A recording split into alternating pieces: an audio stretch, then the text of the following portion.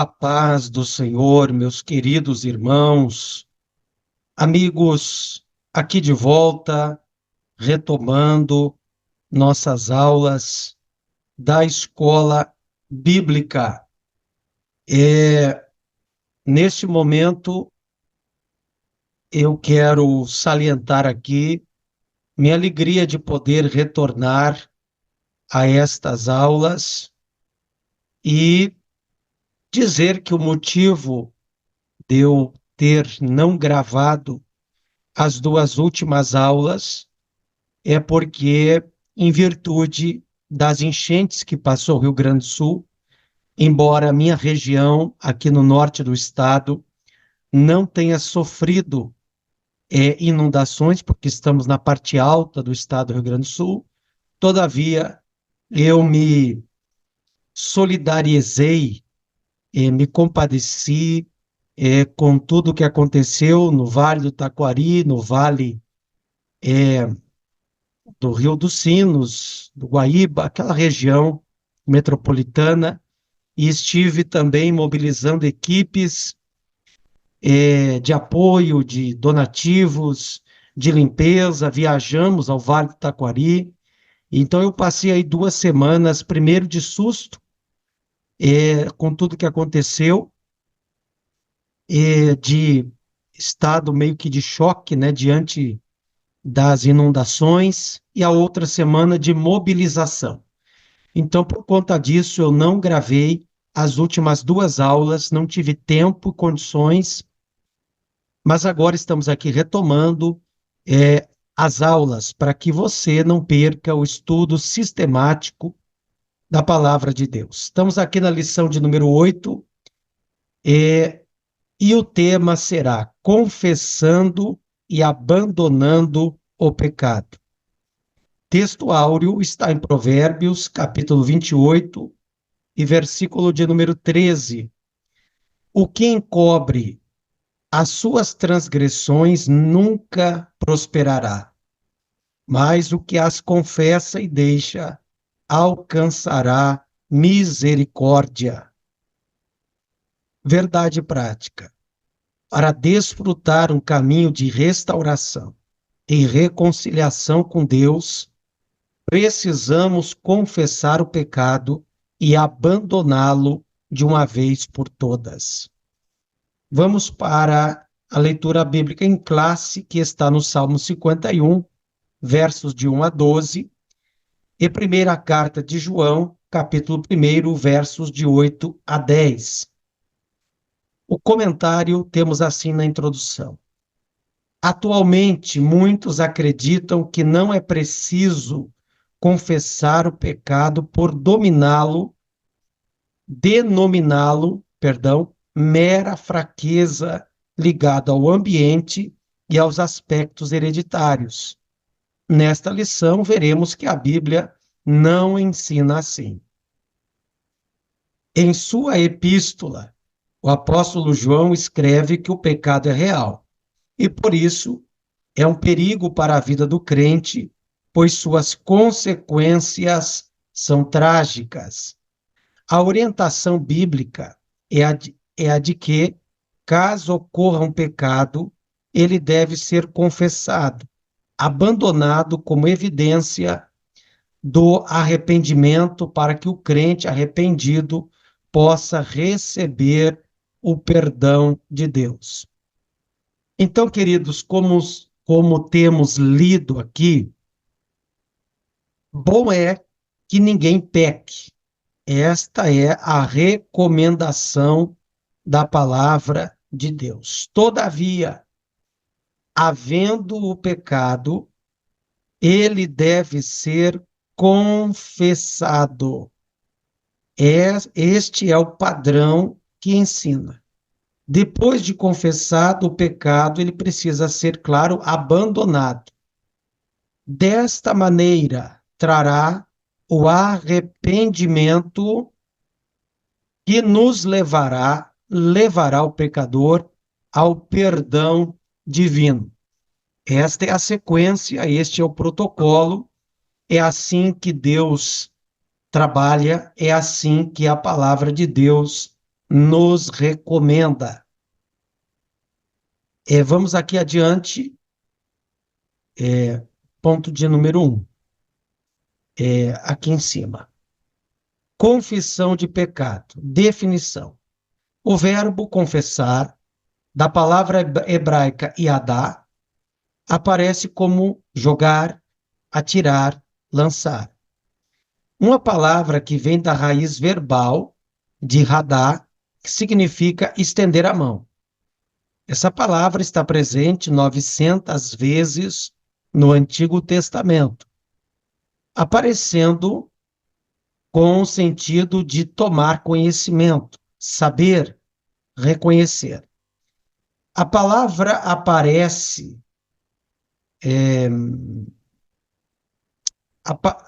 perdão, aparecendo isso. A palavra aparece no Antigo Testamento no contexto de confissão de pecado, Salmo 32, verso 5. No Novo Testamento, o verbo grego para confessar é homologeu, que significa concordar com, consentir, conceder. Essa palavra é composta da raiz homo, junto de pessoas reunidas, e de logos, do ato de falar. A palavra homologeu ocorre 25 vezes no Novo Testamento. Há um verbo grego importante para confessar, exomologeu, que significa professar, reconhecer aberta e alegremente para a honra de alguém, prometer publicamente que fará algo, comprometer-se com. Logo, podemos dizer que confessar é uma maneira de declarar o que se crê ou sabe. Então, queridos, a confissão ela é bíblica e ela é necessária. Não existe esse negócio de que tempo apaga pecado. E para confessar, não é para confessar para qualquer pessoa. Não é para confessar para um irmão da igreja, para um amigo. Não, você precisa ir até o sacerdote, ir até o pastor da igreja, ir até o seu líder e para ele confessar. Ah, mas eu vou dar um jeitinho, eu vou confessar para A, B ou C. Então não houve a seriedade, não houve o comprometimento. Então é necessário procurar ser o pastor. Certamente é um homem dotado de misericórdia e exercerá, segundo os padrões bíblicos, a melhor forma, a melhor maneira de lhe orientar, de orar por você e de lhe aconselhar. A confissão bíblica de pecado. O ensino bíblico geral da confissão de pecado traz a ideia de reconhecê-lo e fazer a sua confissão, pois o perdão depende desse ato. Essa confissão pode ser no momento da conversão ou depois dela, quando pecados cometidos podem ser contra Deus ou contra um irmão. Importante ressaltar, porém, que, segundo o ensino bíblico, era tão somente depois da confissão de pecados que se poderia viver verdadeiramente uma vida de oração e comunhão com Deus. Então, queridos, olha aqui, ó, eu sinceramente não acredito que possa haver uma vida de oração e comunhão com Deus sem que antes passe a régua, zere, dê um reset na sua vida espiritual. É preciso confessar, é preciso passar uma borracha, zerar a conta da sua vida espiritual apagando através da confissão do sangue de Jesus todo pecado, para depois haver uma comunhão com Deus. Senão, a comunhão fica prejudicada. Ademais, a Bíblia diz que o pecado ele faz separação entre nós e o nosso Deus. Subtópico 3, o símbolo da confissão de pecado. No ato da confissão de pecados, a pessoa reconhece de maneira autônoma os pecados cometidos e que, por isso, se encontra indigna de estar na presença de Deus. Ela reconhece a sua natureza pecaminosa diante do Altíssimo. Então, em arrependimento sincero e em confissão, busca o que lhe é garantido por meio da palavra de Deus, o perdão. Assim, quem experimenta o ato sincero e humilde da confissão de pecado alcança a misericórdia de Deus. Então, a alma é consolada e a vida espiritual é restaurada. Percebam, é através do ato humilde da confissão. Preciso se humilhar. Se não houver confissão, não houve humildade. Se não há humildade, como haverá restauração? Como Deus vai perdoar um soberbo, um arrogante, que comete dois erros? O primeiro é de ter pecado, já é um erro grave. Segundo, pior erro ainda. Não sei se é pior, mas é um erro subsequente. Não tem a humildade de reconhecer que pecou. Não tem a humildade de reconhecer que falhou. Então, isso é outro erro grave. A pessoa pecou, está errado, está errado. Mas se ela se humilha, se arrepende, confessa, pede misericórdia para Deus, para o seu pastor, que orará por ela, por esta pessoa, alcançará da parte de Deus a misericórdia. Vale lembrar que Jesus disse: o que é ligado na terra é ligado no céu. O que é desligado na terra é desligado no céu. Jesus entregou para o ministério, para o pastor, para o líder da igreja, essa tarefa de auxiliar o sagrado, auxiliar o divino nessa mecânica do perdão, da misericórdia. Então, se você não vem até seu pastor, está quebrando um elo, uma mecânica, uma corrente instituída pelo próprio Deus. Subtópico 2, o perigo do pecado não confessado.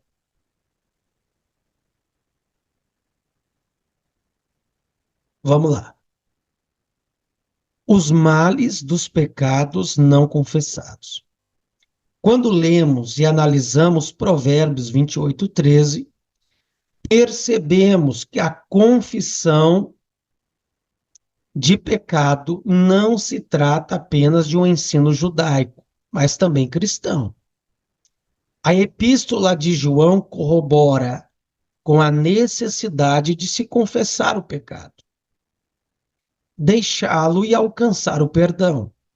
Em contrapartida, quem ignora a confissão de pecado, ocultando-o, vive uma vida de aparência e de morte espiritual, semelhante ao que os nossos primeiros pais, Adão e Eva, viveram ao tentar ocultar os seus pecados diante de Deus, bem como o rei Davi, o homem segundo o coração de Deus que procurou ocultar do Senhor os seus pecados.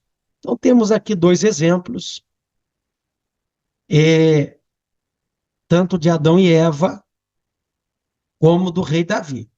Tentaram ocultar, tentaram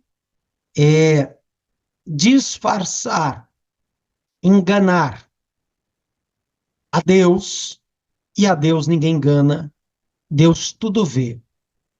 Agar disse: Tu és o Deus que me vê. Seus olhos são como chama de fogo, e nada podemos ocultar do Senhor. As consequências do pecado de Adão e Eva.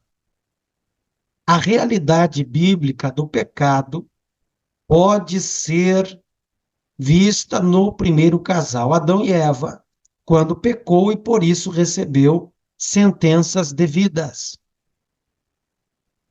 Além disso, nossos primeiros pais perderam o direito de viver no ambiente mais perfeito e belo que Deus criou. Por isso, na vida de Adão e Eva, há consequências trágicas do pecado, tais como a alteração da condição física de ambos, a transição da natureza imortal para mortal, diversas tensões no gênero humano e na natureza. Assim, sabemos que as consequências do pecado de nossos primeiros pais não se limitaram a eles, mas perpassaram a todo o gênero humano e natural. Ou seja, por um só homem entrou o pecado no mundo. Então, nós nascemos em uma natureza pecaminosa. Logo quando uma criança sai do período da inocência, eu não li no lugar nenhum há uma explicação que período de inocência é essa. Eu tenho crido que de 0 a 7 anos uma criança está no período da inocência. Passado isso, essa primeira semana de anos, a criança já começa a dar demonstrações de sinais de pequenos desvios de caráter, de moralidade, de impureza. Isso tudo porque somos uma raça caída. Mas quando se crê no Senhor Jesus, quando confessa e se arrepende dos seus erros e volta-se o ser humano para com Deus, então essa regeneração acontece.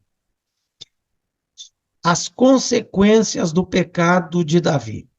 O rei Davi pagou um alto preço com o seu pecado.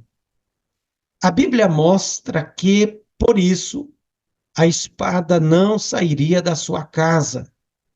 Os capítulos 11 e 12 de 2 Samuel revelam o conflito e o senso de culpa que marcaram a vida de um homem que, por certo tempo, ocultou o seu pecado, trazendo-lhe enfermidades morais e aflição que o levaram a gemidos. O Salmo 32 mostra que, por se manter em silêncio, não confessando o seu pecado, Davi enfraqueceu cada vez mais, perdendo o vigor espiritual.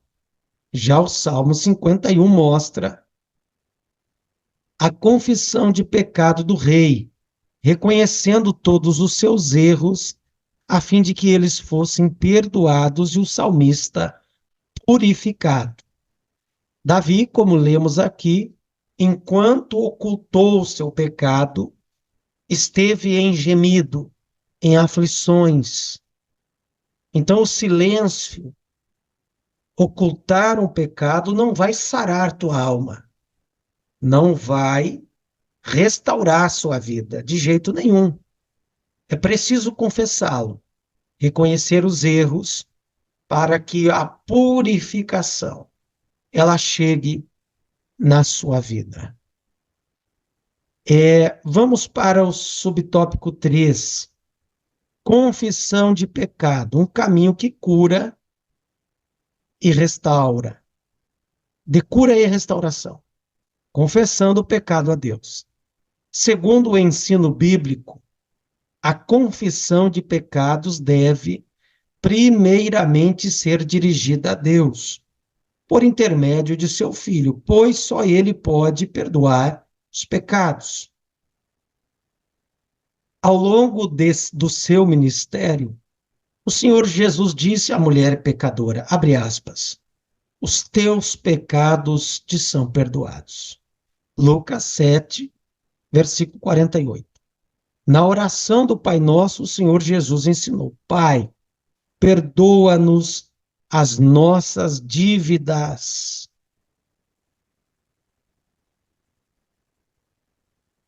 assim como nós perdoamos aos nossos devedores. Mateus 6,12. Em 1 João, capítulo 1, primeiro, lemos que os nossos pecados devem ser confessados a Cristo. Dessa forma, perdoar pecado é uma prerrogativa de Deus Pai por intermédio do Senhor Jesus, mediante a sua obra no Calvário, alcançando cura e restauração. O texto áureo da presente lição nos lembra que ocultar o pecado é decidir por trilhar uma jornada de sofrimento espiritual e emocional. Mas quem deixa de lado o orgulho e a soberba para trilhar o caminho humilde da confissão de pecado vive uma vida mais leve. Não há nada mais restaurador que desfrutar das misericórdias do Senhor.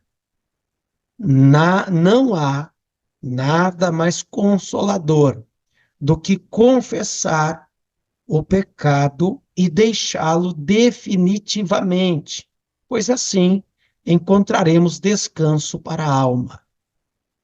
Todo esse processo de confissão e abandono de pecado revela a eficácia do ministério da reconciliação de Deus por meio de Jesus Cristo. Quem faz assim encontra o caminho da cura e restauração, conforme lemos nas palavras do salmista. Enquanto eu me calei, envelheceram os meus ossos pelo meu bramido em todo dia. Confessei-te o meu pecado, e a minha maldade não encobri. Dizia eu, confessarei ao Senhor as minhas transgressões, e tu perdoaste a maldade do meu pecado. Então tá aí, pessoal.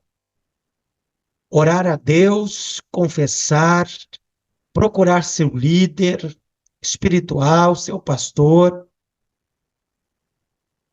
E esse ato humilde de confissão, de humildade, de arrependimento, trará o perdão divino.